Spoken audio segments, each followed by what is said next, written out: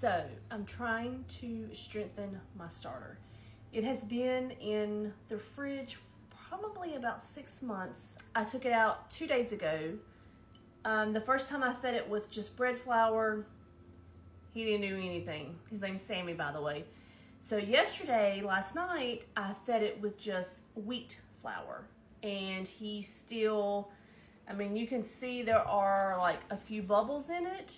But as far as rising, I didn't really see any action. So I'm gonna take a little bit out of him again. I'm gonna feed him again.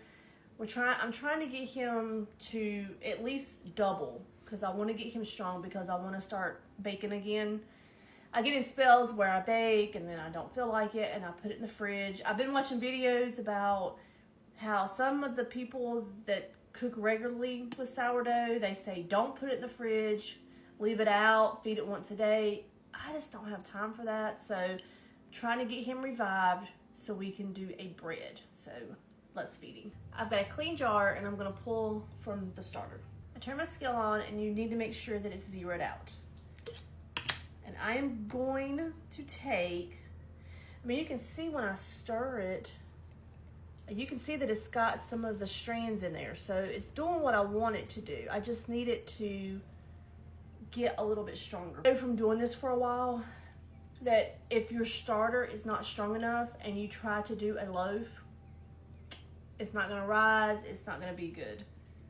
I can also tell by the smell that it's starting to become not as acidic as it was when I first took it out of the fridge. When I first took it out of the fridge, it smelled just like acetone polish remover. So it's starting to smell a lot better. So we're going to get, and you can tell too, but it's getting a lot stronger, I can tell. So I am going to get this.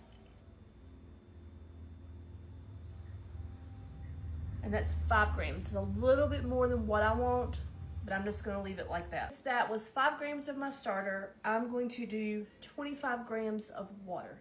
I did warm this up. You do not want it hot or you're gonna kill the yeast in your starter. So we're gonna zero this back out and then I'm gonna do 25 grams of water.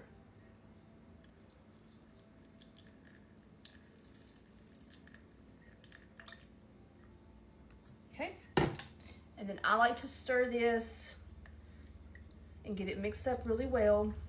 Okay, so that is mixed up really well. And now we're gonna add our flour. Now, since I am really trying to get this stronger, I am just gonna be using wheat flour for now. If you're wanting to get your starter stronger, you need to use either wheat or rye to help get it stronger. So since I did 25 grams of water, we're going to do 25 grams of flour. I'm gonna stir it though. If it's a little loose, I might add some more flour. It just depends. So I've got my scale zeroed out. And now we're gonna add 25 grams of wheat flour.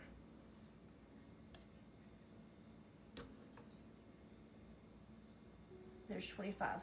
Let's stir this and see what we got.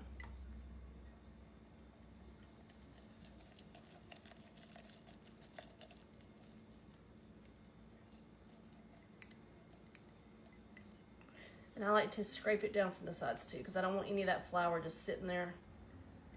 Invest in some of the cute little jars and stuff, the sourdough jars, but I just hadn't done it yet.